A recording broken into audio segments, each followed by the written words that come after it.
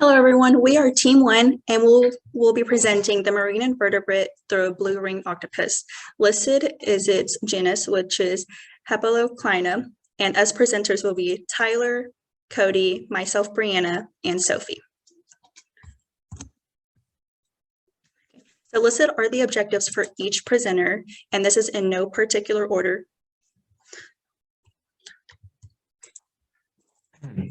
First, we have the phylogeny of the blue ring octopus. First off, the blue ring octopus is in the phylum Mollusca. This includes organisms such as clams, slugs, and snails.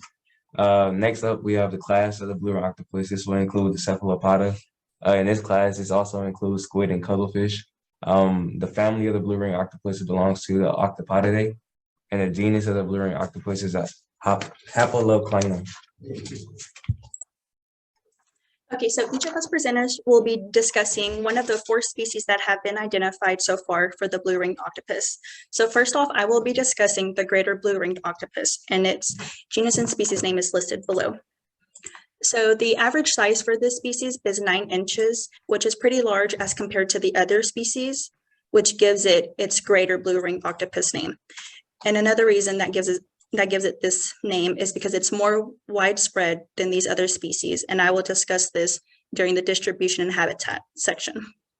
Its diet consists mostly of crustaceans or even each other sometimes. And also on each normal arm, this particular species has 60 suckers, and even with its hectoclitis, it has 43 suckers on it.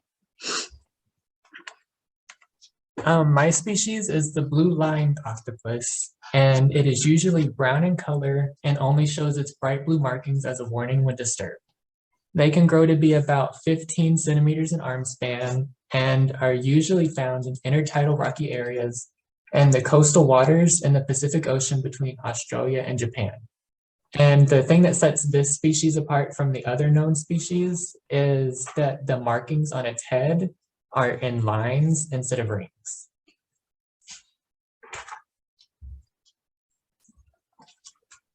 My species is the southern blue-ringed octopus. The species is about 20 centimeters in length or 7 to 8 inches long, and they weigh about 26 grams. They can most commonly be found in tidal rocks and pools and cracks and crevices of rocky reefs along the coast of Australia. They're a mucus-like brown color until they're evoked like the other species, and then they have the blue rings. And what sets this species apart is that they have a very short lifespan of approximately 7 months. Within this lifespan, reproduction is extremely important for the species. They sexually mature at about 4 months old, and then they devote the rest of their life towards breeding.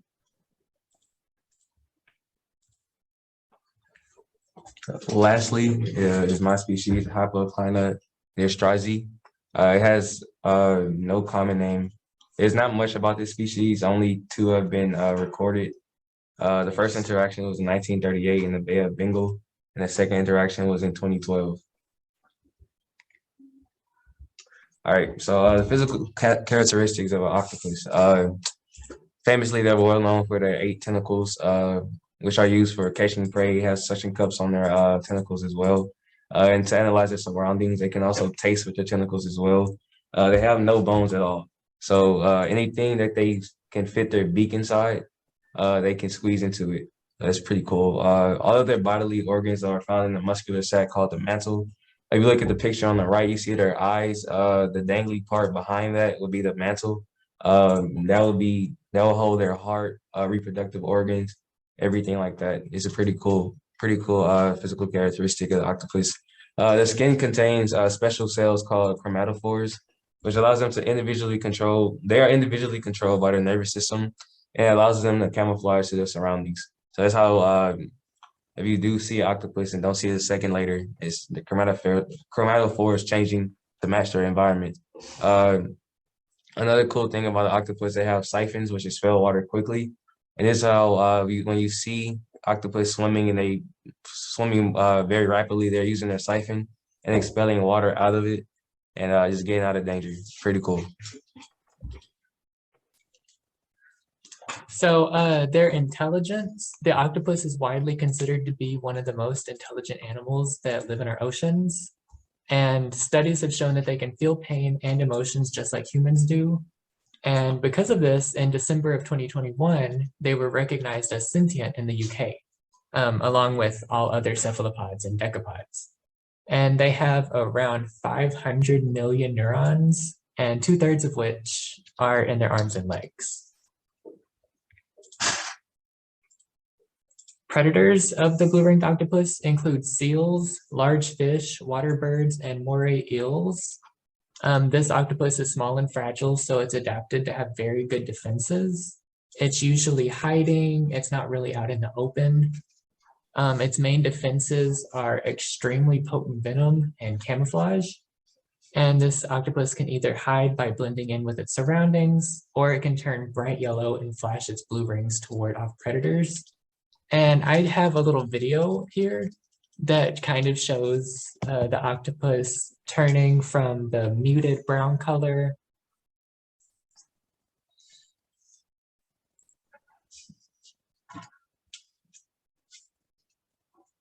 So I'm not sure if there was a predator or anything nearby because it wasn't in the video, but you can see it turning from the muted brown to a bright yellow.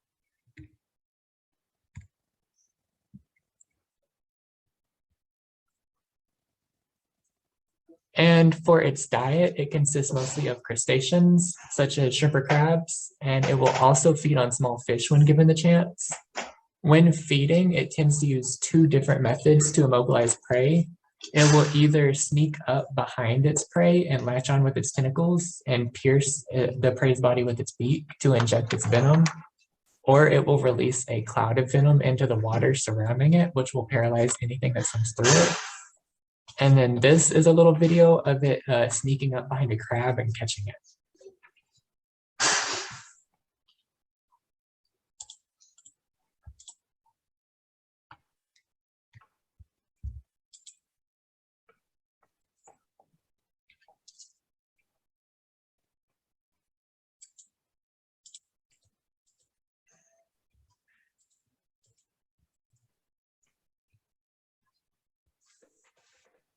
Okay, so next to discuss is the life history and the reproduction of these organisms. So these organisms do offer sexual reproduction and only sexual reproduction.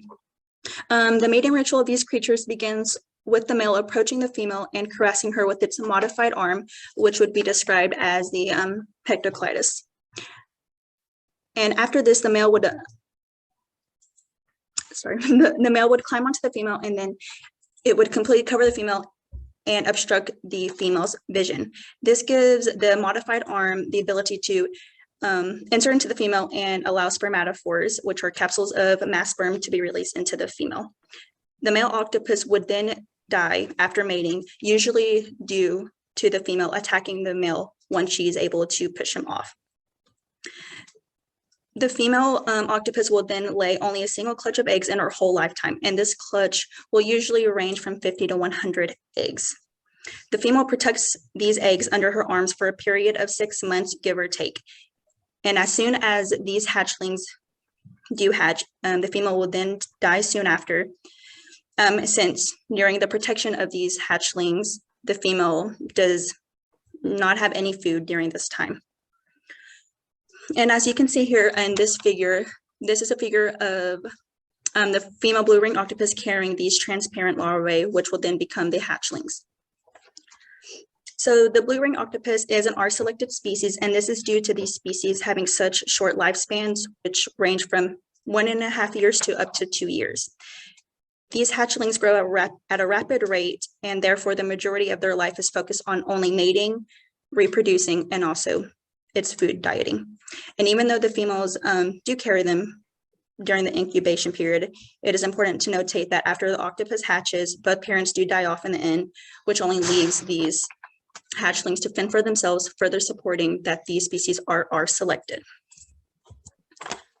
So provided on this distribution map is the range of all 4 species of the blue-ringed octopus, and they can range from the Sea of Japan to southern Australia. And Throughout all of this, as I stated before, the greater blue ring octopus has a greater wide distribution as compared to the other 4 species. So these would normally be found throughout all these areas. And as you can see, this is a very high hotspot for all of these organisms. And this is where majority of the greater blue ring octopus habitate. And the reasoning for these organisms to live in only these areas is due to its temperate waters. These species can only withstand temperatures ranging from 60 to no more than 80 degrees Fahrenheit. So moving on to the habitat of these species, blue ring octopus can be found in shallow reefs or tidal pools. Depending on the species, the depth they can have varies, but the deepest is no more than 50 meters. The chances of finding these species is quite slim due to them being quite secretive during the day, as they hide usually in crevices and rocks, or even litter sometimes that is found along the ocean floor. They are nocturnal organisms, and they will more than likely appear in the night to do their normal activities. Well, as I said before, since they are RK selected species, are selected species, that they will only come out for its food and also its mating processes. The species status of this animal is not endangered or threatened. So even though the blue-ringed octopus is a pretty rare sighting, it's not listed on the IUCN or the International Union for Conservation of Nature, or CITES, which is the Convention for the International Trade of Endangered Species of Wild Fauna and Flora. However, their ecosystems are still in danger of being threatened by man-made pressures. So some of these pressures can include habitat degradation, human disturbance and intrusion, oceans warming and acidification, overfishing, and bioprospecting. And environmental education is something that helps combat the impact of all of these events, but the need for more policies to protect the blue-ring octopus and their environment still remains.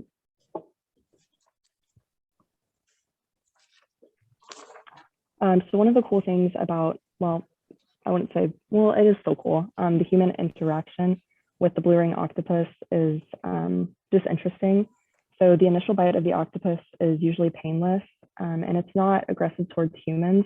So victims don't often know until it's too late. The venom ultimately causes muscle paralysis by blocking nerve signals throughout the body. And these symptoms can include nausea, loss of vision or blindness, and numbness and loss of senses, which ultimately all lead to respiratory arrest. And even though there aren't very many victims, those who are bit have a slim chance of surviving due to the power and potency of the venom and the fact that there's no known antidote. If bitten, immediate CPR and artificial respiration is critical.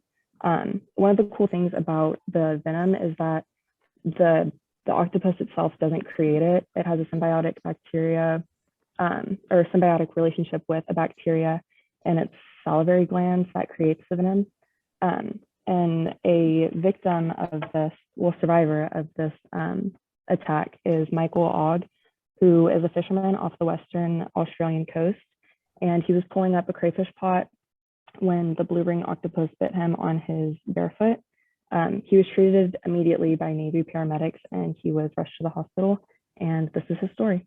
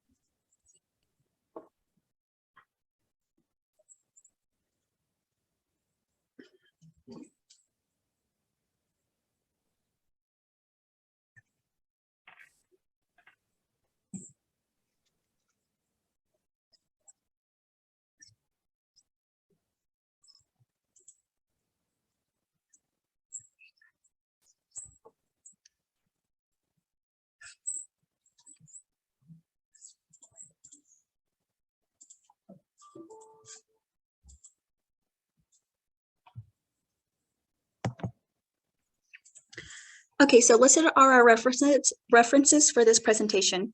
We guys hope that you guys enjoyed this presentation. And if you guys have any questions or any comments in regards to this, just please reach out to us during our lecture time. Other than that, thank you for watching.